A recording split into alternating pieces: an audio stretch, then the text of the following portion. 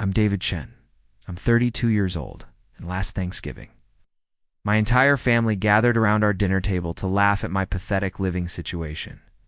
My brother Ryan, with his designer suit and Rolex, actually stood up and gave a toast about how grateful he was to not be living in a shoebox like his older brother. Before I tell you about the moment I slid that deed across the table and watched the color drain from his smug face when he realized I didn't just own my small apartment, I owned his entire world.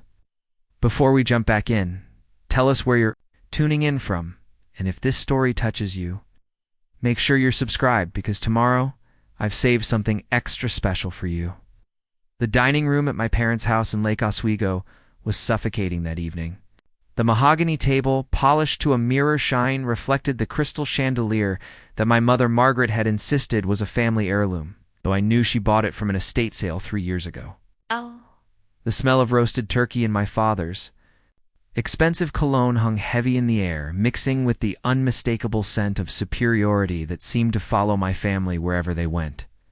Ryan was holding court as usual, regaling everyone with stories about his latest sales numbers at the Mercedes dealership. His girlfriend Jessica, a blonde real estate agent who treated networking like an Olympic sport, hung on his every word. She was the type of woman who took photos of her food and somehow made ordering a salad seem like a personality trait. Sister Lisa nodded along enthusiastically, playing her role as the supportive younger sibling who had learned early that agreeing with Ryan was the path of least resistance. My parents, Robert and Margaret, sat at opposite ends of the table like the king and queen of their suburban kingdom. They had built Chen Import Export from nothing 30 years ago, and they never let any of us forget it. Success, in their world, was measured in square footage and the number of zeros in your bank account. Subtlety was not their strong suit. I sat there in my simple button-down shirt and jeans, looking exactly like what they expected the underachieving older son who had somehow failed to live up to the Chen family standards, the disappointment, the one who worked at some small consulting firm they didn't quite understand and lived in a tiny apartment in what they considered a questionable neighborhood. Ryan raised his wine glass, a crystal piece that probably cost more than most people's monthly rent. His smile was practiced, the kind that had sold countless luxury cars to people who couldn't really afford them. "I'd like to make a toast," he announced, his voice carrying that particular brand of condescension that he'd perfected over the years, to family and to being grateful for what we have. Everyone raised their glasses automatically, but Ryan wasn't finished. He never was when he had an audience. "You know, driving through David's neighborhood last week really put things in perspective for me," he continued, his eyes finding mine across the table. "I mean, that little apartment building he lives in, what is it, maybe 40 years old? The paint's peeling? The windows are those old single-pane ones that probably cost a fortune to heat in the winter." Jessica giggled, a sound like breaking glass. "Oh my God, I showed a property near there last month. The whole area is so rustic. Very authentic Portland, though. Some people really value that urban pioneer aesthetic." My mother picked up the thread seamlessly. "David's always been our practical one," she said, her voice dripping with the kind of maternal concern that somehow managed to sound like criticism. "He's never needed the finer things in life. Remember when he was little, Robert? He'd rather read books than play with the expensive toys we bought him." My father grunted his agreement, not looking up from his plate. He had mastered the art of being present without actually engaging, a skill that had served him well in 30 years of marriage to my mother. "The thing is," Ryan continued, clearly enjoying himself now, "I just don't understand the mentality. I mean, why choose to live like that when you could be building something? Jessica and I are looking at houses in the West Hills. Real estate is about investment, about legacy. You can't build wealth renting some cramped apartment." Lisa nodded, sagely, as if she had any understanding of real estate beyond the studio apartment my parents still helped her pay for. "It's about mindset," she added. "Some people think small and some people think big." I took a slow sip of water, letting the ice clink against the glass. The sound seemed unnaturally loud in the moment of expectant silence that followed Lisa's observation. I could feel their eyes on me, waiting for me to defend myself, to explain why I had failed to achieve their version of success. "You're absolutely right, Ryan," I said finally, my voice calm and measured. "Real estate is definitely about investment and legacy. He looked surprised by my agreement, but recovered quickly. Exactly. That's what I'm talking about. You just need to apply it. Maybe start looking at some properties, even if they're small. Build some equity instead of just throwing money away on rent. I nodded thoughtfully, as if considering his wisdom for the first time. Around the table, I could see the satisfaction on their faces. Finally, David was seeing reason. Finally, he was ready to admit that his older, more successful brother might have something valuable to teach him. You know what I said, reaching into my jacket pocket? No. You've inspired me. I think it's time I showed you all exactly what I've been building. The conversation continued around the dinner table, but something Ryan had said was bothering me. It was a small thing, the kind of detail that most people would dismiss. But I'd always been someone who noticed inconsistencies. That's what made me good at financial consulting, the ability to spot the numbers that didn't quite add up, the patterns that revealed themselves when you paid attention to the details everyone else overlooked. Ryan had mentioned driving through my neighborhood last week, commenting on the peeling paint and old windows of my building. But here's the thing, my building wasn't visible from any main street. You had to deliberately turn down Northeast Irving Street and then make another. Turn onto a small side street to even see it. It wasn't the kind of place you just happened to drive through on your way somewhere else.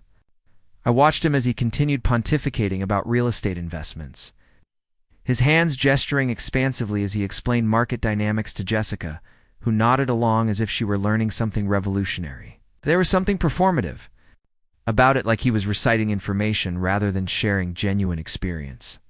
The key is understanding neighborhood transition patterns, Ryan was saying, his voice taking on that authoritative tone he used when he wanted to sound impressive. You have to identify areas that are about to gentrify before the market catches on. Take David's area. For instance, the Pearl District has already peaked. But there are these little pockets nearby that are still undervalued. Margaret leaned forward, genuinely interested now. Our mother had always been fascinated by the mechanics of wealth accumulation, even though she and my father had built their success through hard work and shrewd business decisions rather than real estate speculation. How do you identify these areas? She asked, her eyes bright with the prospect of insider knowledge. Ryan smiled, clearly enjoying the attention. It's all about the indicators. You look at coffee shops opening, young professionals moving in, old buildings getting renovated. David's building, for example, it's in this sweet spot where the neighborhood is changing, but property values haven't caught up yet. I felt a chill run down my spine. Preparing and narrating this story took us a lot of time, so if you are enjoying it, subscribe to our channel. It means a lot to us. Now back to the story. Ryan was describing my building with the kind of detail that suggested he'd done more than just drive by. He was talking about renovation work that wasn't visible from the street.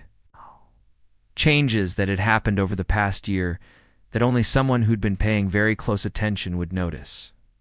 Have you been looking at properties in that area? Asked, keeping my voice casual. Ryan's eyes flickered for just a moment, a tiny hesitation that most people would miss. Just research, he said quickly. I like to stay informed about different markets around the city. You never know where the next opportunity might be. Jessica jumped in, clearly eager to contribute to the conversation. Ryan's taught me so much about reading market trends. It's incredible how much you can learn just by driving around and observing neighborhoods. We've been looking at properties all over Portland. That's smart, Lisa chimed in. I should start paying more attention to that stuff. Maybe you could teach me, Ryan.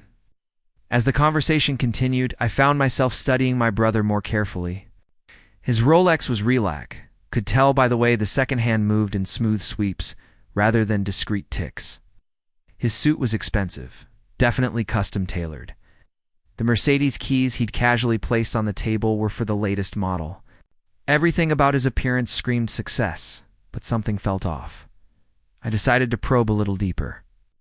Business must be really good at the dealership, I said. The luxury car market has been tough with all the economic uncertainty. Ryan's chest puffed out slightly. I've had my best year ever, actually. When you understand what high-end clients want, the market conditions don't matter as much.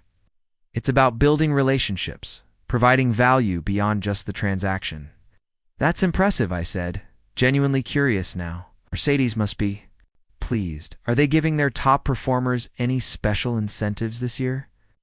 For a split second, Ryan looked confused, as if I'd asked him a question in a foreign language. Then he recovered, laughing and waving his hand dismissively. Ow! You know how corporate politics work. It's not always about the individual numbers. It's about team performance, regional goals, that kind of thing. It was an answer. The kind of vague response someone gives when they don't actually know the specifics of what they're talking about. In my line of work, I'd learned to recognize when people were deflecting, when they were trying to sound knowledgeable about things they didn't really understand. Robert finally looked up from his plate, apparently deciding to join the conversation. Real estate's always been a solid investment, he said in his gravelly voice. Your mother and I looked at some rental properties when we first started the business, but we decided to focus on what we knew. That was smart, Ryan said quickly. Diversification is important, but you don't want to spread yourself too thin. Margaret nodded approvingly. Ryan's always been so strategic about these things. Remember when he was in college and he started that little online business? He's always had that entrepreneurial spirit. I remembered that business. It had lasted about 6 months and consisted mainly of Ryan buying cheap electronics wholesale and trying to resell them on eBay. He'd made a few $100s before giving up, but somehow it had become part of the family mythology about his business acumen. What kind of properties are you looking at? I asked Jessica, genuinely curious about her perspective as someone who actually worked in real estate. She brightened, clearly in her element now. We're focusing on the West Hills area right now, but honestly, there are opportunities everywhere if you know what to look for. The key is understanding the fundamentals: location, comparable sales, potential for appreciation. Ryan put his arm around her shoulder possessively. Jessica's been incredible. She's shown me how to analyze properties from an investment perspective, not just from a sales standpoint. Something about the way he said it bothered me. It was subtle, but it suggested that Jessica was the one with the real expertise, while Ryan was learning from her. That didn't align with the image he'd been projecting all evening of being the successful real estate savvy entrepreneur. I filed that observation away along with the others: his suspicious knowledge of my building, his vague answers about work, the way he seemed to be performing expertise rather than demonstrating it. Individually, these things might mean nothing, but together, they painted a picture that didn't quite match the one Ryan was trying to present. The evening continued with more wine and more of Ryan's pronouncements about success and investment strategies. But I found myself only half listening, my mind turning over the inconsistencies I'd noticed. There was something my brother wasn't telling us about: his recent interest in my neighborhood and my building specifically, and I intended to find out what it was. The drive home from my parents' house took longer than usual. I found myself taking the scenic route through downtown Portland, past the food trucks and late-night coffee shops, trying to process the strange undercurrents I'd felt during dinner. The city looked different at night, softer somehow, with the streetlights casting long shadows that made familiar buildings look mysterious and new. When I finally pulled into the small parking area behind my building, I sat in my car for a moment, looking up at the modest brick structure I called home. Ryan's words echoed in my mind.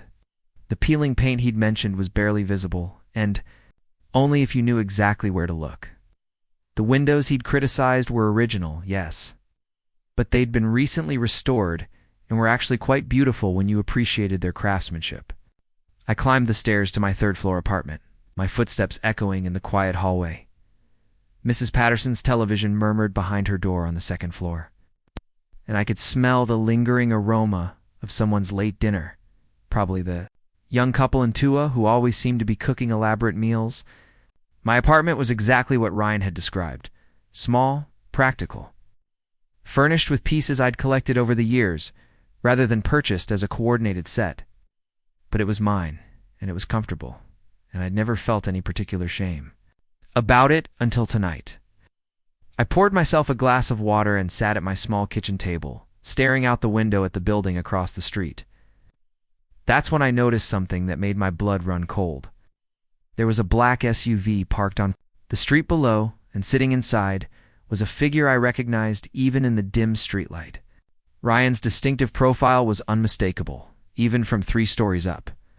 My younger brother was sitting in his car outside my building at nearly midnight on a Thursday, just sitting there watching, not talking on the phone, not waiting for someone, just watching my building with the kind of focus that suggested he'd done this before.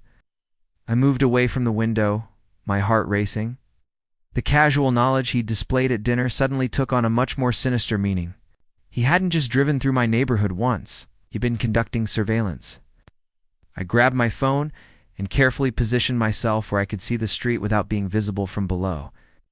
Ryan sat in his car for another 20 minutes, before finally starting the engine and driving away. I took photos of his license plate and the timestamp, though I wasn't entirely sure why. Some instinct told me I might need evidence of this later. Sleep didn't come easily that night. I kept thinking about the inconsistencies in Ryan's story. The way he'd seemed to know more about my building than a casual drive-by would reveal. The expensive lifestyle that didn't quite add up with what I knew about luxury car sales commissions. The next morning, I decided to do something I'd never done before, actually investigate my own brother. It felt wrong, like a violation of family trust. But Ryan's midnight surveillance had crossed a line that made me question what kind of trust we actually had. I started with the basics. A simple internet search revealed that Ryan's social media presence was carefully curated photos of expensive restaurants, out, luxury hotel lobbies, weekend trips to wine country. But when I looked closer, I noticed that most of the photos were tagged at public spaces rather than private residences. The hotel photos were all of lobbies, not rooms. The restaurant photos were carefully cropped to show the food and ambience, but not the bills. Next, I called my friend Marcus Williams, who worked in automotive financing. We'd known each other since college, and he'd helped me understand car loans when I'd bought my modest Honda a few years ago. "Marcus, I need a favor," I said when he picked up. "Can you tell me anything about employment verification for luxury car sales? Like if someone says they work at a Mercedes dealership, is there a way to confirm that?" Marcus laughed. "That's oddly specific. You thinking about buying a Mercedes?" "Something like that. Just curious about the industry." Well, most dealerships are pretty open about their sales staff. They want people to know who their top performers are. iOS. Good for business. Why? I hesitated, then decided to be direct. "My brother claims he's a sales manager at the Portland Mercedes dealership. I'm just curious about how well he's actually doing." There was a pause. "David, are you okay?" "This doesn't sound like you." "I'm fine. It's just some family stuff." "Can you help or not?" Marcus sighed. "Give me his full name, and I'll make some calls. But David, if you're worried about something, maybe you should just talk to him directly." I gave Marcus the information and spent the rest of the morning trying to focus on work. My small consulting firm had 3 employees, including myself, and we specialized in helping small businesses optimize their financial operations. It was steady, reliable work that paid well enough to cover my modest lifestyle with plenty left over for savings and investments. Around noon, Marcus called back. His voice was careful, professional. "David, I made some calls. There's no Ryan.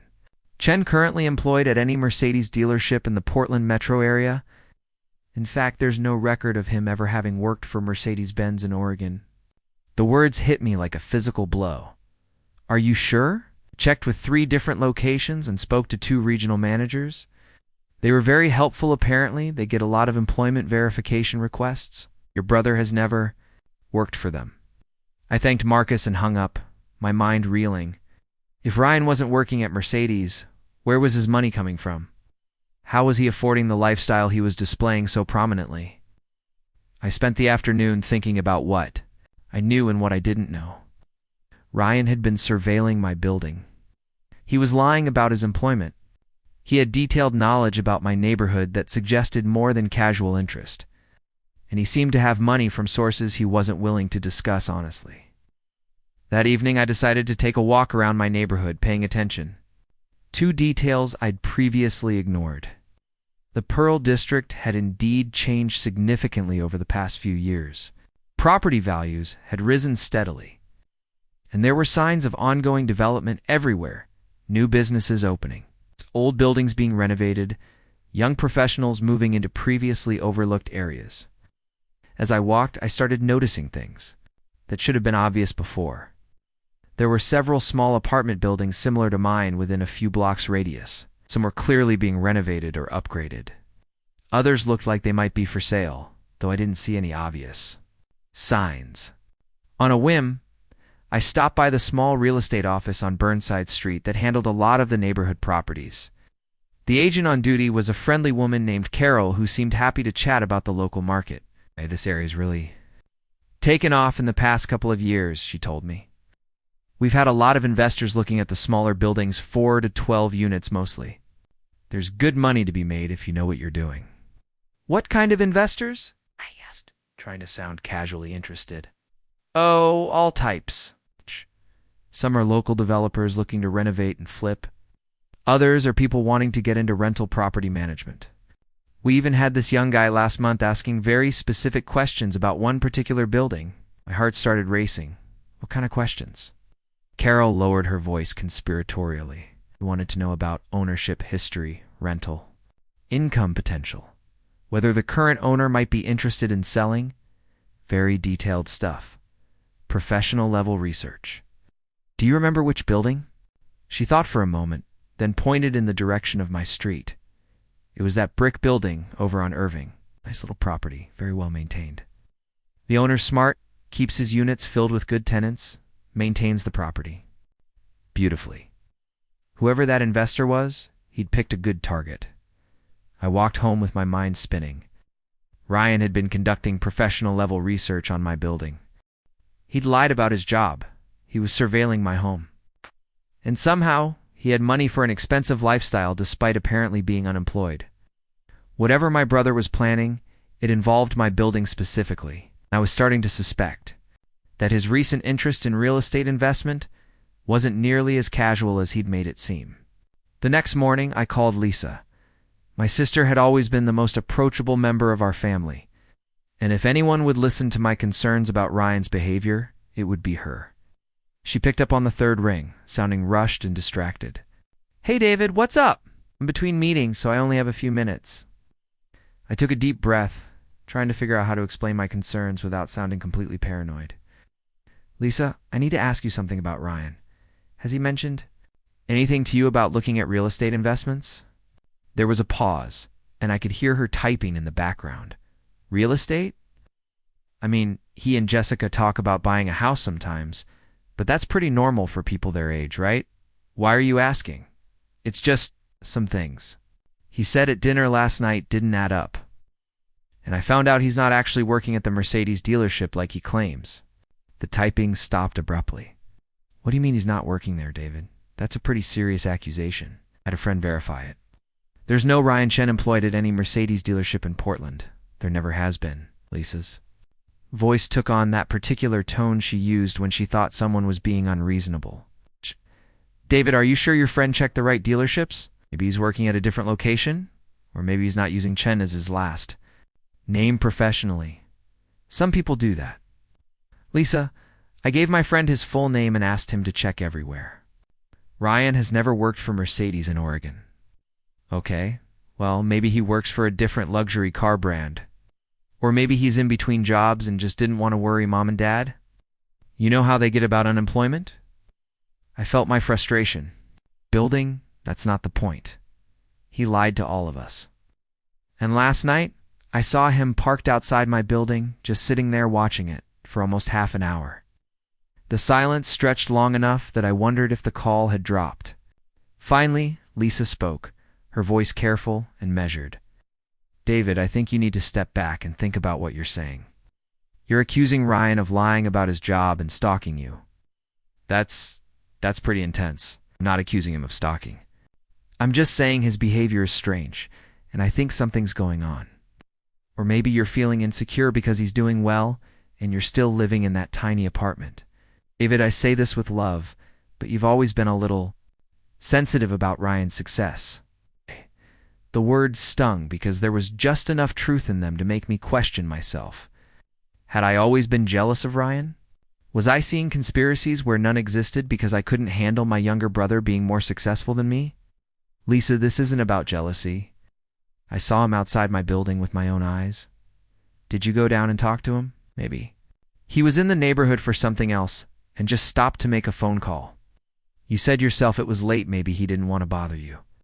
Every explanation she offered sounded reasonable when she said it, but none of them addressed the core issue.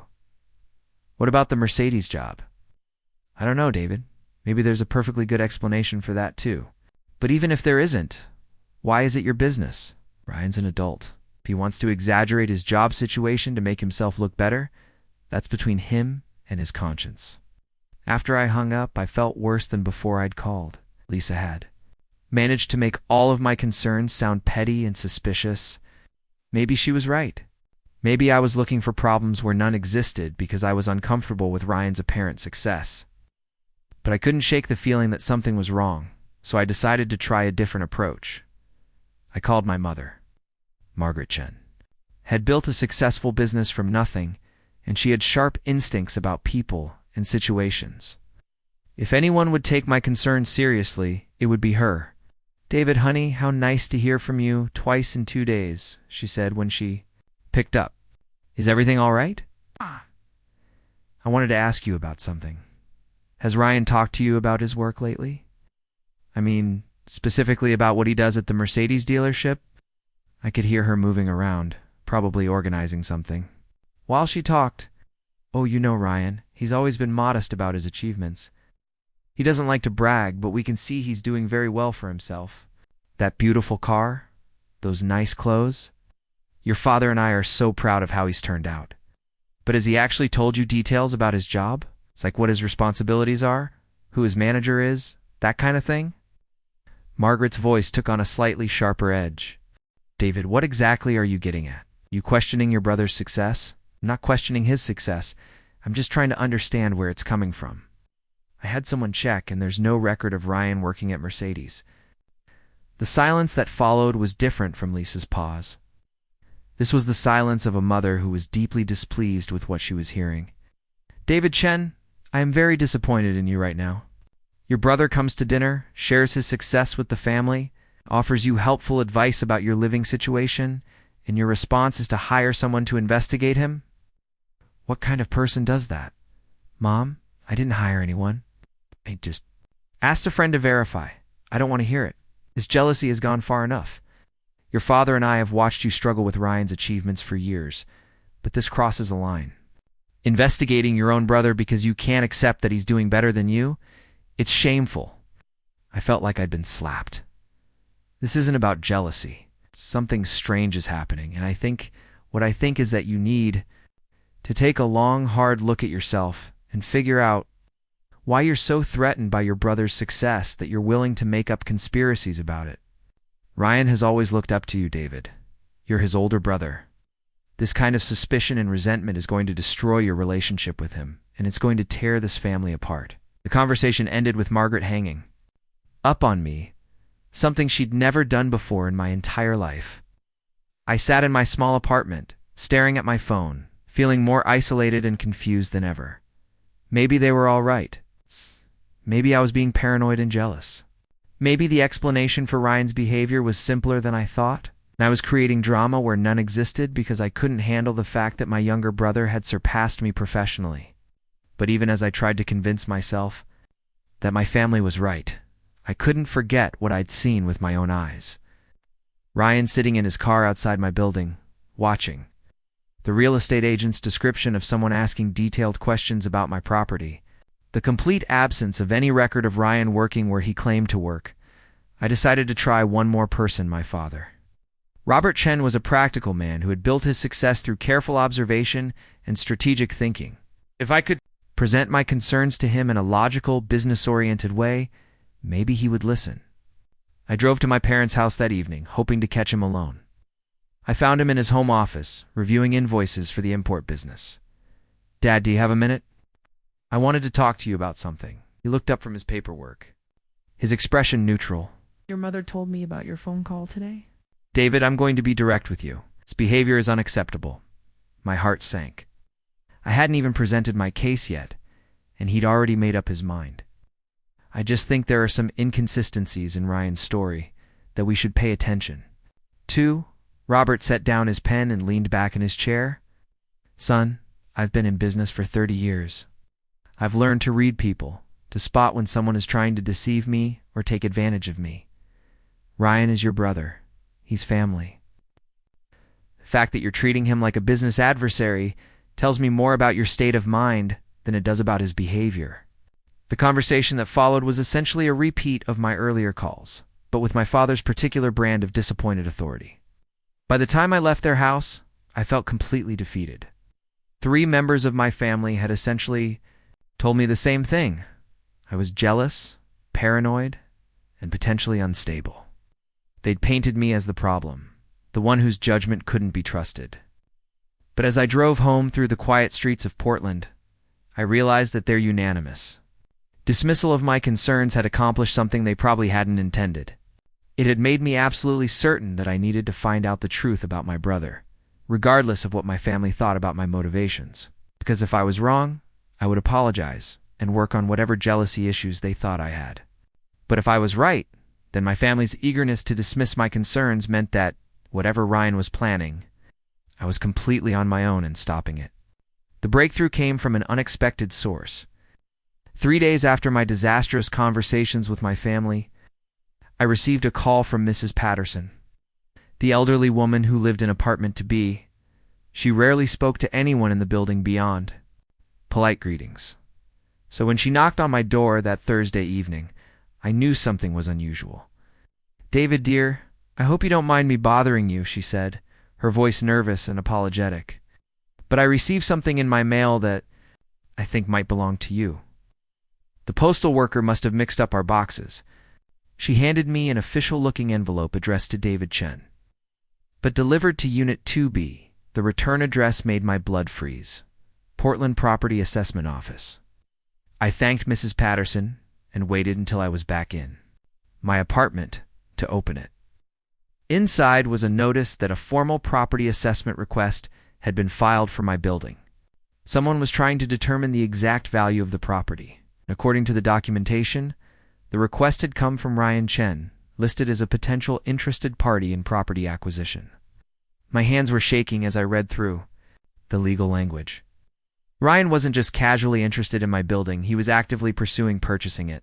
But here's what made my stomach drop. The assessment request included detailed information about the building's ownership structure, rental income, and current market value that could only have come from someone with inside access to financial records. I immediately called the assessment office, identifying myself as the building's owner. The clerk was helpful and straightforward about the process. "Mr. Chen, your brother submitted a very thorough application. He provided detailed financial projections and seemed quite knowledgeable about the property's income potential. He was representing a group of investors interested in purchasing undervalued rental properties in developing neighborhoods. Did he provide any documentation of his authority to request this assessment? Well, he claimed to be conducting due diligence on behalf of potential buyers. We don't typically require proof of relationship for assessment requests, but he did mention he was your brother and that you might be interested in selling." After hanging up, I sat in stunned silence. Ryan was actively working to purchase my building, and he was doing it by representing himself as someone acting on my behalf or with my knowledge. But the most disturbing part was that he somehow had access to detailed financial information about my property that I'd never shared with anyone in my family. That's when I realized I needed professional help. I called Amanda Rodriguez, a real estate attorney whose firm had handled some legal work for my consulting business. When I explained the situation, her response was immediate and serious. "David, what you're describing sounds like potential fraud. If your brother is representing himself as having authority to negotiate property transactions without your consent, that's a serious legal issue. Can you come in tomorrow morning?" The meeting with Amanda opened my eyes to just how vulnerable I actually was. She explained that determined individuals could access surprising amounts of property information through public records. But the level of detail Ryan seemed to have suggested something more concerning. "I want to hire a private investigator," I told her. "I need to know exactly what my brother is doing and who he's working with." Amanda referred me to Jake Morrison, a former Portland police detective who specialized in financial investigations. Jake was a straight-talking man in his 50s who listened to my story without judgment or disbelief. "Your family thinks you're being paranoid," he said when I finished explaining everything. "But in my experience, family members are often the last people to believe someone they love is capable of serious deception. Give me a week." Jake's investigation revealed a truth more shocking than I'd imagined. Ryan wasn't just unemployed, was deep in debt from a failed cryptocurrency investment that had gone wrong 6 months earlier. He owed money to several creditors and was facing potential bankruptcy. But instead of admitting his failures to the family, he'd been maintaining his lifestyle through increasingly desperate means. The expensive car was leased under someone else's name. The fancy dinners and weekend trips were being funded by cash advances on multiple credit cards. And Jessica, his real estate agent girlfriend, wasn't just teaching him about property investment. She was helping him identify targets for a property flipping scheme that bordered on fraud. "Here's the really concerning part," Jake told me. "During our follow-up meeting, your brother and his girlfriend have been researching several small apartment buildings in your area. They've identified owners who might be vulnerable to pressure sales elderly people. Two-state investors who might not be paying close attention. People who inherited properties and don't understand their value." But the most shocking revelation was still to come. Jake had tracked down Ryan's current source of income, and it wasn't car sales or real estate investments. He was working for a property acquisition company that specialized in pressuring small property owners to sell below market value. Ryan's job was to identify targets and gather intelligence about properties and their owners. "Your building is their primary target," Jake explained, sliding a folder across his desk. "They've been planning this for months. The strategy is to convince you that the building is more trouble than it's worth, that the neighborhood is declining, that you'd be better off selling quickly before property values drop." Inside the folder were photos of Ryan and Jessica meeting with a man I didn't recognize at various coffee shops around Portland. There were copies of emails discussing my building specifically, including detailed plans for approaching me with an offer. The final piece of evidence was a recording Jake had obtained through a contact at the property acquisition company. It was Ryan's voice, clear and unmistakable, describing his strategy for manipulating me into selling. "David's always been the cautious type," Ryan's voice said through Jake's speakers. "Doesn't really understand real estate, and he's insecure about money. If we approach this right, make him think he's getting a good deal while making him worry about being stuck with a depreciating asset, he'll jump at the chance to sell. The key is making him think it's his idea." Listening to my own brother discuss manipulating me like a mark in a confidence game was one of the most painful experiences of my life. But it also crystallized my resolve. Ryan had underestimated me completely, and it was time to show him exactly how wrong he was. 2 weeks later, I arranged for the whole family to meet at the Sterling Room for what I told them was an important announcement. I let them assume I was finally ready to take Ryan's advice about real estate investment. They arrived expecting to celebrate my decision to be reasonable about my living situation. Instead, I stood up at our table and pulled out a thick folder that Jake had helped me prepare. "Ryan, you're absolutely right about real estate being important," I said, my voice calm and steady. "In fact, I've been much more involved in property investment than any of you realized." I placed the first document on the table, the deed to my building, not a rental agreement, not a lease. The deed showing that I had owned the entire 12-unit apartment building for the past 5 years. The confusion on their faces was immediate and profound. Ryan's confident smile faltered as he stared at the legal document. "I also owned the building next door," I continued, placing another deed on the table in the small commercial property. "On the corner, in the old warehouse that's being converted to loft apartments 2 blocks away." With each document I placed on the table, the color drained further from Ryan's face. My parents sat in stunned silence, trying to process what they were seeing. "The total value of my Portland real estate portfolio is approximately $8.2 million, I said quietly. "My modest consulting business is actually a cover for a real estate investment company that I've been building for 7 years. I live in a small apartment because I prefer simplicity, not because I can't afford anything else." I pulled out Jake's folder and placed it in front of Ryan. I also know about your unemployment, your debts, your plan to manipulate me into selling, my building to your property acquisition company, and your 6 months of surveillance and attempted fraud. The silence that followed was absolute. Ryan opened the folder with trembling hands, seeing photos of himself, recordings of his conversations, and detailed documentation of his scheme. The Mercedes dealership fired you for falsifying sales records, I continued. You've been maintaining your lifestyle through credit card debt and small-time property schemes, and you thought your older brother was too naive and insecure to figure it out. Margaret found her voice first. David, I don't understand. If you're this successful, why didn't you tell us? Because I wanted to see who you all really were when you thought I was the family failure, I replied. And now I know.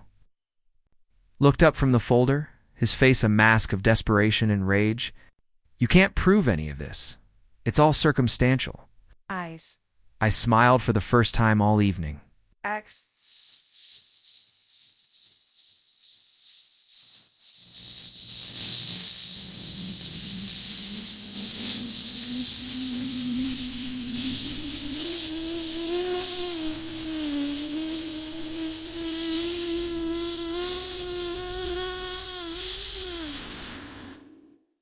Because while you were busy trying to con me, I was building a case against you and your company, the FBI. We'll be very interested in your property acquisition schemes, especially the elderly victims you've already defrauded. The evening ended with Ryan storming out of the restaurant, Jessica close behind him. My parents sat in shock, trying to reconcile the son they thought they knew with the man I'd revealed myself to be. 6 months later, Ryan was facing federal fraud charges. I'd used my resources to help the victims of his property scheme recover their losses, and I'd quietly started a nonprofit to help elderly property owners understand their rights. My family dynamics had changed forever, but I'd learned something valuable. Success isn't about proving yourself to people who can't see your worth. It's about building something meaningful and protecting it from those who would try to take it away. Up next, you've got 2 more standout stories right on your screen. If this one hit the mark, you won't want to pass these up. Just click and check them out.